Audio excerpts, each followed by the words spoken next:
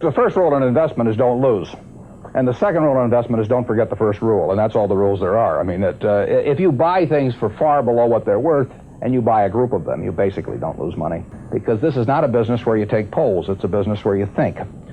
And Ben Graham would say that you're not right or wrong because 1,000 people agree with you.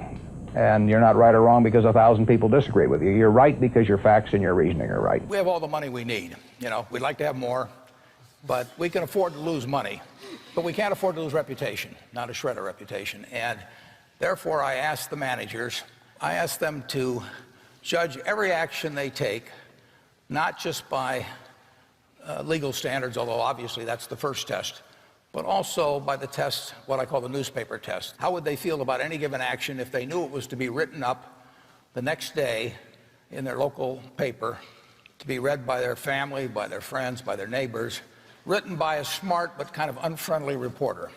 And if it passes that test, it's okay. And I tell them if anything is close to the lines, it's out.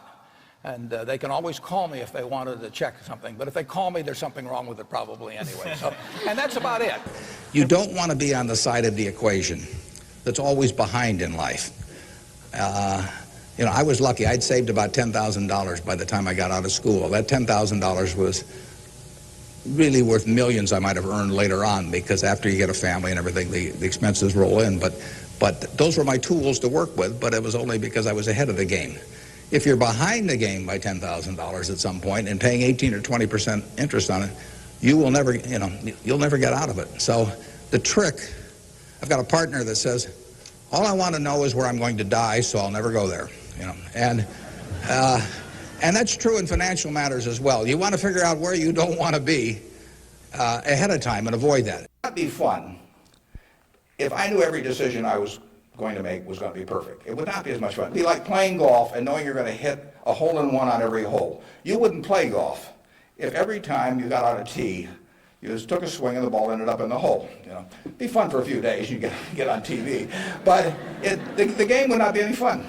So it's failure. You know, and I wouldn't even consider them failures, but they're mistakes or whatever you want to call them. They're part of the game, and in the end, you know, you go on, and we've made plenty of mistakes in business. We'll make plenty more.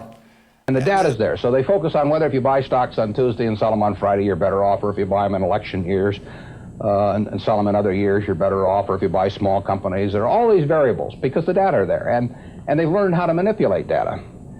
And as a friend of mine says, to a man with a hammer, everything looks like a nail. And once you have these skills, you just are dying to utilize them in some way, but they aren't important.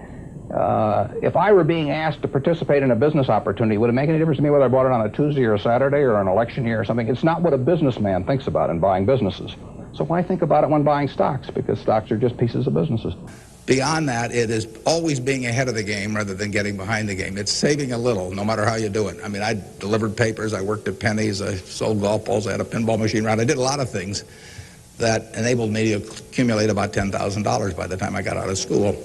10,000 doesn't go as far now as it did then, but having anything so that you're ahead of the game and not getting behind the game is enormously important. I mean, just, you know, if you're going to run a 100-yard dash against a bunch of people in life, if you can figure it out so that when the gun goes off, you're 10 or 15 yards ahead instead of 10 or 15 yards behind, it's going to make an enormous difference in how that race comes out. So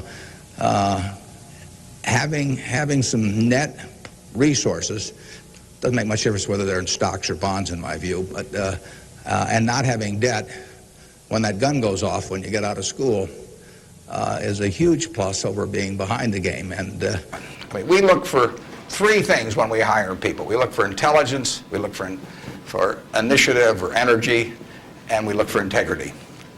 And if they don't have the latter, the first two will kill you. Because if you're going to get somebody without integrity, you want them lazy and dumb. I mean, you don't want them smart and energetic. So it's that third quality, but everything about that quality is your choice. You know, you can't change the way you are wired much, but you can change a lot of what you do with that wiring. And it's the habits that you generate now on those qualities, or those negative qualities. I mean, the person who always, you know, claims credit for things they didn't do, that always cuts corners, that you can't count on, mean, in the end, those are habit patterns. And the time to form the right habits is when you're your age. I mean, it doesn't do me much good to get golf lessons now. If I'd gotten golf lessons when I was your age, I might be a decent golfer. But someone once said the chains of habit are too light to be felt until they're too heavy to be broken. And I see that all the time. I see people with habit patterns that are self-destructive when they're 50 or 60, and they really can't change them. They're imprisoned by that. But you're not imprisoned by anything. So when you write down the qualities of that person that you'd like to buy 10% of, look at that list and ask yourself, is there anything on that list I couldn't do? And the answer is there won't be. And the answer is that investors behave in very human ways, which is they get very excited during bull markets and they look in the rearview mirror and they say, I made money last year, I'm going to make more money this year, so this time I'll borrow, or the neighbor says, I wasn't in last year when that neighbor was dumber than I made a lot of money, so I'm going to go in this year. So they're always looking in the rearview mirror. And when they look in the rearview mirror and they see a lot of money having been made in the last few years, they plow in and they just push and push and push on prices.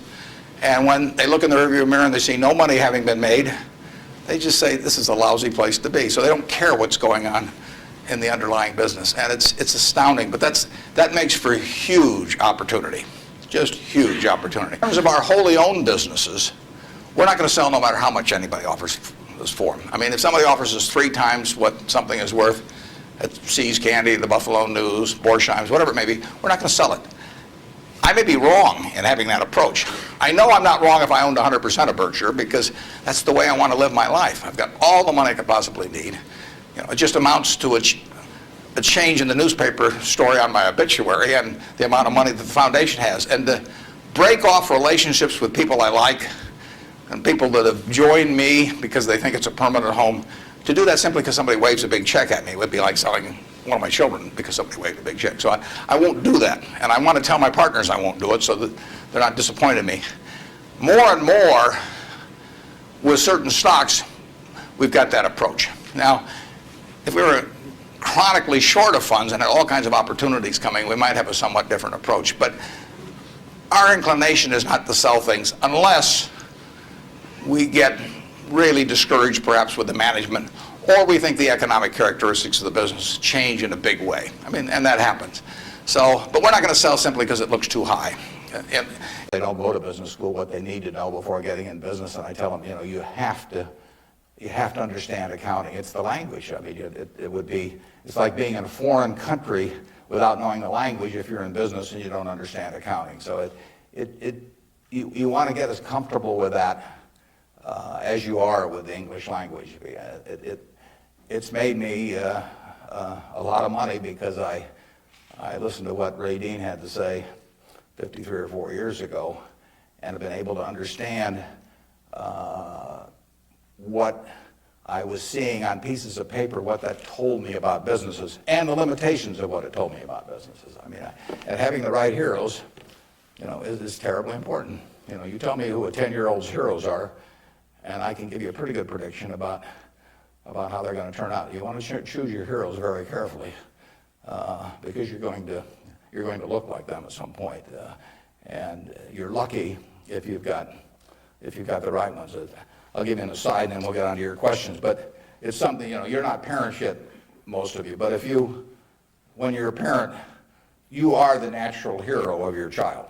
You're this great big thing, or there's 2 of you great big things, and there's a little tiny child dependent on you. You are the natural hero, and anything they get in school, subsequently, or anything else, they're going to be shaped more by what they see in this behavior of yours toward them than anything that will impact them later in their lives. And if they want you to be the hero, you can destroy that, of course, and you've seen it done many, many times. But actually, if the parents are proper heroes, the child is about 90% of the way home. And you're lucky if you've had parents like that. And you can be that to your children, or you can be something else. And my advice to you is if you can't pay for it, don't buy it, and get yourself in a position where you can pay for anything. And then we'll be glad to see you at Borsheim's or the Nebraska Furniture Mart.